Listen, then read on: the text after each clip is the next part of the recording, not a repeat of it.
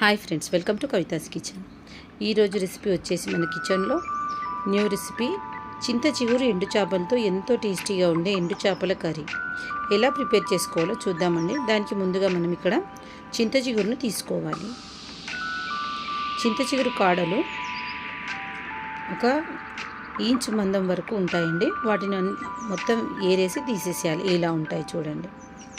ఇలా వీటిని మొత్తం తీసేసి కాలి మనం ఆకును తీసుకోవాలి. ఇలా అరచేతిలో వేసి ఇలా రబ్ చేసుకోవాలి. మొత్తం ఆకు అనేది క్లీన్ అవుతుంది. చూడండి, ఇలా చేయాలి. మనకు బయట మార్కెట్లో దొరికేవే కొంచెం కాడలతో ముదురాకులు ఇస్తారండి, చూసుకొని తీసుకోవాలి. లేతాకులు మాత్రమే చూసి తీసుకోవాలి. దీన్ని శుభ్రంగా కడుక్కొని ఒక పొడి బట్ట పైన వేసుకొని ఒక 10 minutes వరకు ఆరనివ్వాలి. ఆరిన తర్వాత ఒక బౌల్లోకి తీసుకోవాలి.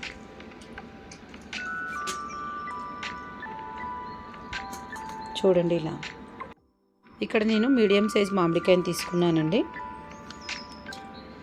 మామిడికాయ చింతచిగురు కాంబినేషన్ చాలా అంటే చాలా బాగుంటుంది.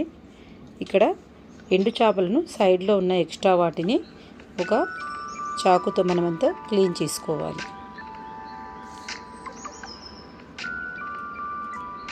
సైడ్లో ఉండే వాటిని మనం చాకుతో కట్ చేసుకొని ఒక చేప ముక్కలు మనం 3 ముక్కలు చేసుకోవాలి. మామిడికాయని తీసుకొని పీల్ తీసి ముక్కలుగా కట్ చేసి తీసుకోవాలి. తర్వాత ఒక మట్టి పాత్రను తీసుకొని అందులో తగినన్ని వాటర్ పోసుకొని కట్ చేసి పెట్టుకున్న ఎండు చేపలను వేసి స్టవ్ పైన ఒక 5 నిమిషాల వరకు ఉడకనివ్వాలి. తర్వాత వాటిని తీసి ఒక ప్లేట్లో వేసి తర్వాత మట్టి పాత్రను స్టవ్ పైన పెట్టి అందులో 3 టేబుల్ స్పూన్ల ఆయిల్ని వేసి ఆయిల్ హీట్ అవ్వగానే సన్నగా కట్ చేసి పెట్టుకున్న 2 ఉల్లిపాయలను వేసి బాగా ఫ్రై చేసుకోవాలి. ఇక్కడ సరిపడా ఉప్పును వేసి దోరగా ఫ్రై చేసుకోవాలి. బాగా ఫ్రై చేసుకున్నాక మూత పెట్టి ఒక 5 నిమిషాలు వదిలేయాలి. తర్వాత మూత తీసి చూడండి, ఆయిల్ బయటికి వస్తుంది. ఇక్కడ మనం 2 టీ స్పూన్ల అల్లం వెల్లుల్లి పేస్ట్ని వేసి బాగా కలుపుకోవాలి.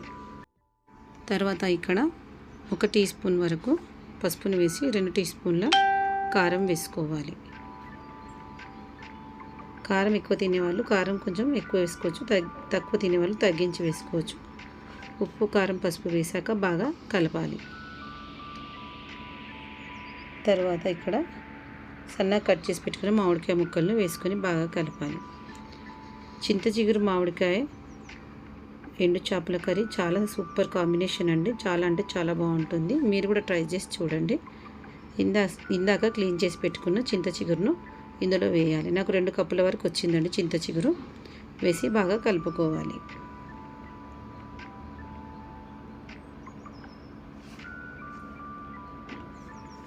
మీరు కూడా ఒకసారి ట్రై చేసి చూడండి. ఈ కర్రీ చాలా అంటే చాలా బాగుంటుంది.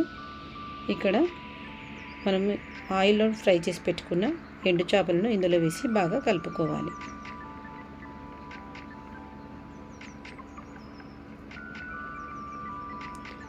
తర్వాత మూత పెట్టి ఒక 5 నిమిషాల పాటు ఎండు చేపలను ఆయిల్లో మగ్గనివ్వాలి.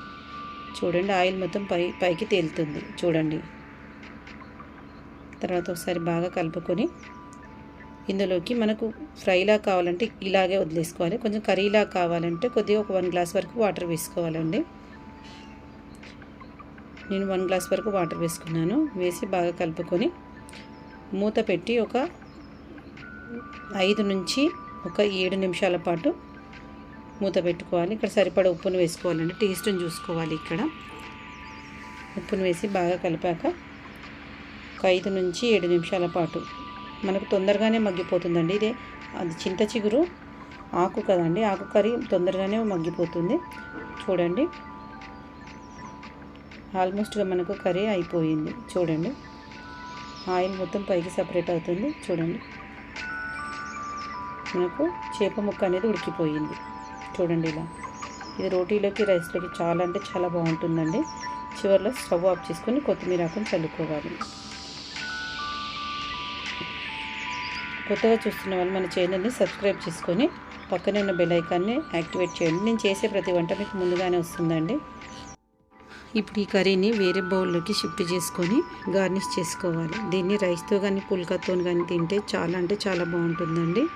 ఈ కర్రీని మనం మట్టి పాత్రలో చేసుకొని తింటే కనుక టేస్ట్ చాలా అంటే చాలా బాగుంటుంది. మీరు కూడా ఒకసారి మట్టి పాత్రలో ఈ కర్రీని ట్రై చేసి చూడండి. దీనికి కాంబినేషన్ నేను జొన్న రొట్టెని చేశానండి. మా అత్తయ్య గారికి జొన్న రొట్టె అంటే చాలా ఇష్టం. తనకి చేశాను, నేను కూడా తిన్నాను. మీరు కూడా జొన్న రొట్టెను ట్రై చేసి చూడండి, మీకు చాలా అంటే చాలా నచ్చుతుంది. మీకు కనుక నచ్చితే లైక్ చేయండి, షేర్ చేయండి, సబ్స్క్రైబ్ చేయండి. Thanks for watching Kavitha's kitchen. Thank you.